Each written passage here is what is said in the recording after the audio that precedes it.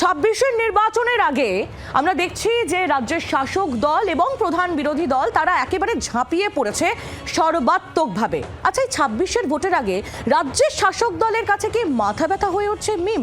তৃণমূলকে ঠিক কতটা বেগে ফেলতে পারে আসাউদ্দিন ওয়াইসির দল?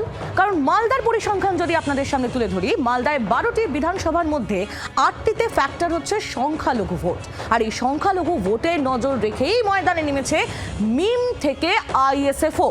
ইতিমধ্যেই হুমায়ুন কবির তিনিও তার নতুন দলের জন্য বৈষ্ণবনগর বিধানসভাতে তার নতুন দলের প্রার্থী তিনি ঘোষণা করে ফেলেছেন। বাড়ি বাড়ি গিয়ে মিম প্রচার শুরু করেছে। যদিও তৃণমূল কংগ্রেসের জেলা সভাপতি আব্দুর রহিম বক্সি তার দাবি সংখ্যালঘুরা বোকা নন, তারা সচেতন, তৃণমূলের সঙ্গে তারা আছেন। এই বক্তব্য আব্দুর রহিম বক্সির।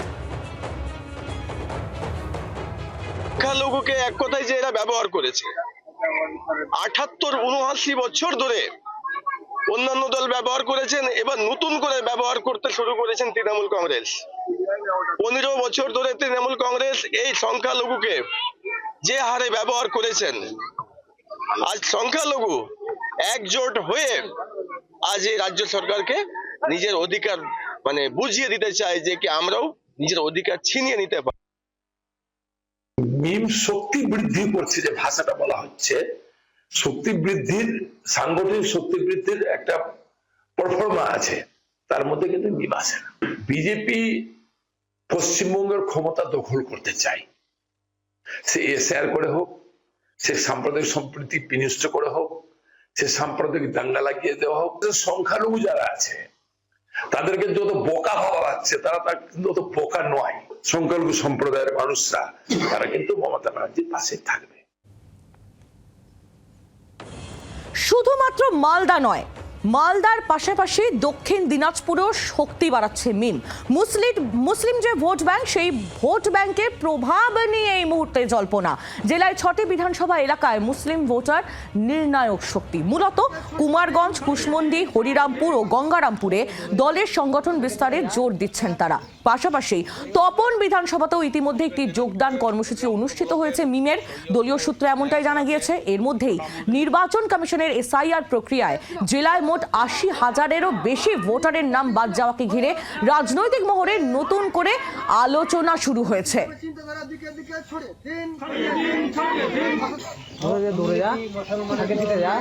কংগ্রেস কোনোভাবেই চিন্তিত নয় এই বিষয়ে।